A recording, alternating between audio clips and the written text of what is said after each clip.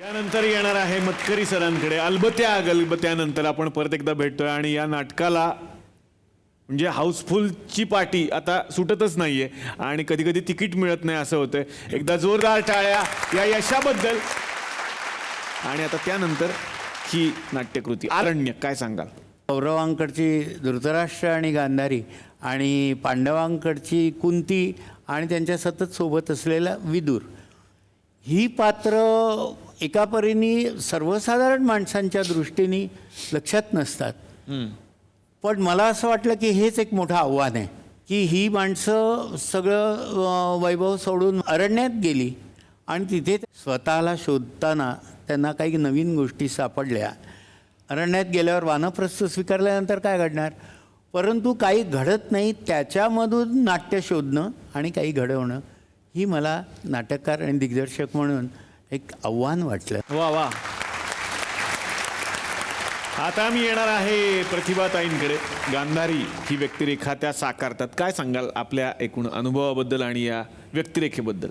गांधारी ही व्यक्तिरेखा पतिव्रता असलेली व्यक्तिरेखा आहे. नवऱ्याने आपल्या आंधळा असल्यामुळे डोळ्यावर पट्टी बांधून घेऊन संबंध आयुष्य नवऱ्याबरोबर आंधळेपणाने काढते.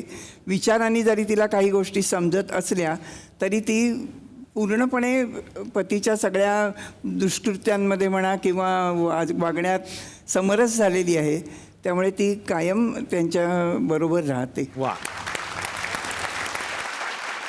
भाग्यश्री, आता तुझ्याकडे येणार आहेत. तुझ्या व्यक्तिरेखेबद्दल जाणून घ्यायचं. कोमल नावाचं कॅरेक्टर करते आहे. कोमल तशी फार काही महत्त्वाकांक्षी किंवा फार काही आयडियल नाही आहे, किंवा म्हणजे जशा आयडियल वुमन्स दाखवतात अशी काही नाही आहे. कारण आईवडिलांनी जिथे लग्न लावून दिलं किंवा ज्या मुलाशी लग्न ठरवलं त्याच्याशी ती लग्न करते, होकार देते आणि लग्न होतं. पण तिच्या अपेक्षा आहेत किंवा तिच्या काही फॅन्टसीज आहेत त्या लग्नानंतरच्या आहेत. म्हणून ती लग्नाच्या पहिल्याच रात्री अनिकेतला कन्व्हिन्स करते की हो आपण पळून जाऊन हनीमून करूयात. पळून जाऊन आम्ही हनीमूनसाठी लोकेशन शोधतो वाडा, जिथे अनफॉर्च्युनेटली आम्हाला हे भेटतात. आणि त्यानंतर काय गमती जमती होतात आणि काय होतं याबद्दल फिल्म आहे. वा. मंडळी, सगळ्या पाहुण्यांना मला सांगायचं आहे की चला हवा येऊ द्याचं हे पर्व आहे, होऊ दे व्हायरल पर्व. आणि या होऊ दे व्हायरलची गंमत दिवसेंदिवस वाढत चाललेली आहे आणि या व्हायरलचा फीवर सगळ्या महाराष्ट्रामध्ये पसरलेला आहे. जसं मी सांगितलंय की या आठवड्यात असणार आहे एलिमिनेशन, आणि ते सुद्धा 2 स्पर्धकांचं. वळूयात पुन्हा एकदा होऊ दे व्हायरल स्पर्धेकडे. आणि आता आली आहे एलिमिनेशनची वेळ. आपण पाहिलं की नितीनजी आणि अर्णव यांनी हास्य सिंहासन पटकवलंय, त्याच्यामुळे ते दोघेही एलिमिनेशनमधनं सेव्ह झालेले आहेत.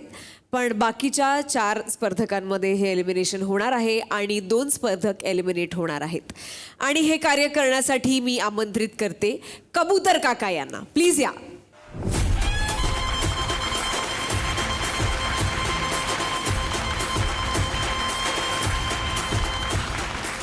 तर आतापर्यंत तुम्हाला जे गुण मिळाले होते त्याच्यात एका पाहुण्यांचे गुण हे गुलदस्त्यात होते, पण त्या सगळ्याची बेरीज होऊन जे गुण मिळालेले आहेत त्याच्यावर हा निकाल जाहीर केला जाणार आहे. Okay, so all the best. आणि कबूतर काका, रेडी, स्टार्ट.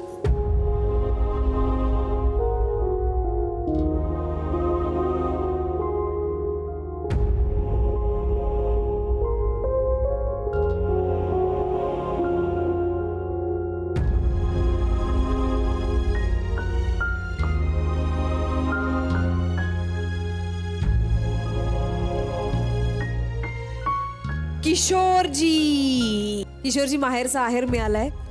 इथपर्यंत एवढ्या मोठ्या मंचावर मी पोचलो आणि खूप प्रेम लोकांचं मला मिळालं.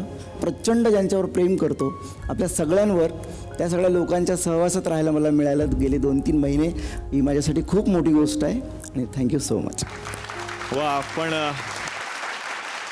किशोर बळी यांच्याविषयी मी एवढंच बोलेन की एक चांगला माणूस आहे तुमच्यामध्ये आणि तो दिसत असतो आम्हाला सतत. पण स्पर्धेत तुम्हाला माहितीच आहे, तुम्ही स्वतः शिक्षक आहात. बरोबर, बरोबर. सगळ्यांना पैकीच्या पैकी मार्क तुम्ही नाही देऊ शकत, नाही तर चांगले विद्यार्थी घडणार कसे? आज आवाजामुळे माझा जरा कॉन्फिडन्स आज गेला असं बरोबर जरा. बरोबर, होऊ शकतं, अगदीच आहे ते. पण शेवटी तेच स्पर्धेत कुठेतरी मार्क आपल्याला ठरू शकतं आणि अगदी बरोबर. तसं आज झालं असं मी आणि म्हणेन. किशोरबद्दल एक सांगायचं म्हणजे एक त्याचं कौतुक असं करायचं आहे की किशोर, आता आपण म्हणतो शिक्षक आहे, पण हा 10वी 12वीचा मेरिटचा विद्यार्थी आहे. MPSC वा वा, आणि MPSC वगैरे झालेला आहे. फक्त आपल्याला शिक्षक म्हणून विद्यार्थ्यांना ज्ञान द्यायचं आहे म्हणून तो शिक्षक नाही, तो आज मोठा ऑफिसर या ठिकाणी राहू शकला असता. So thank you very much.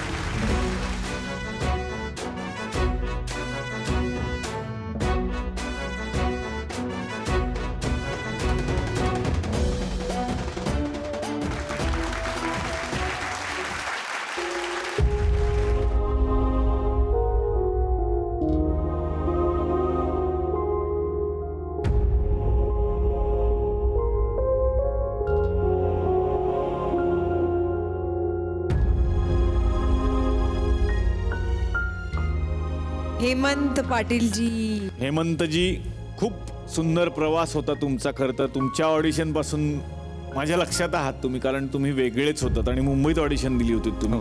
पूर्वीच्या काळी बघा, पूर्वीच्या काळी असं वाहतुकीची साधनं नव्हती, त्याच्यामुळे पंढरीला जो जाऊन येईल, विठोबाच्या पायाला जो हात लावून येईल, तो एकटा गावातून जाणारा असायचा. मग तो जेव्हा परत गावात यायचा ना, तेव्हा त्याच्यासोबत फोटो काढले जायचे, त्याच्या पाया पडल्या जायचे. तशी अवस्था थोडीशी झाली होती माझी, की बाबा हा हवाई उद्यामध्ये जाऊन आला आहे, हा सेलिब्रिटी आहे. पण ठीक आहे, आता पुढची वारी जेव्हा असेल तेव्हा बोलवा, मी येईन. नक्कीच नक्कीच नक्कीच. खूप साऱ्या शुभेच्छा. थँक्यू हेमंत.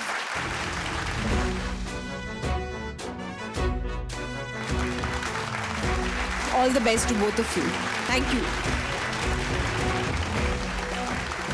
अनिकेत, आता तुझ्याकडे येणार आहे. फार तुझंच कौतुक करत होतो तो. हॉरर कॉमेडी जॉनराच्या आहे या फिल्मचं. असं कधी याआधी केलं नव्हतं ट्रायआउट. आणि सहकलाकार हे या सगळ्यांमुळेच मी हा चित्रपट निवडला आणि या चित्रपटाचा भाग व्हायचं ठरवलं. वा वा.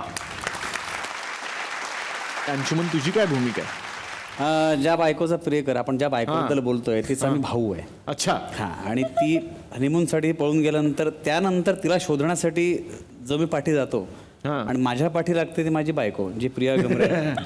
तिच्या स्वतःच्या हनीमूनबद्दलच्या वेगळ्या कल्पना आहेत. अच्छा. आणि आता धबडक्यात मी अडकतो. त्यांचा हनीमून बाजूला राहतो आणि नंतर आमच्याच वेगळ्या गोष्टी सुरू होतात. अच्छा. तर ते एक वेगळा ट्रॅक आहे. वा वा वा वा वा. मीनलजी, आता तुमच्याकडे येणार आहे. तुम्ही काय सांगाल या भूमिकेबद्दल आणि नाटकाबद्दल? ज्या वेळेला आम्ही श्रुतिका केली याची आकाशवाणीवर, तेव्हा मला पहिल्यांदा कुंती करायला मिळाली. आणि जेव्हा मला विचारलं की तू हे काम करशील का, मला इतका आनंद झाला. आणि मला असं वाटतं की भारतीय मातीचा गंध असलेलं, इतिहास असलेलं आणि त्याचे संस्कार असलेलं हे अतिशय उत्तम अभिजात नाटक आहे. वा वा वा वा वा वा.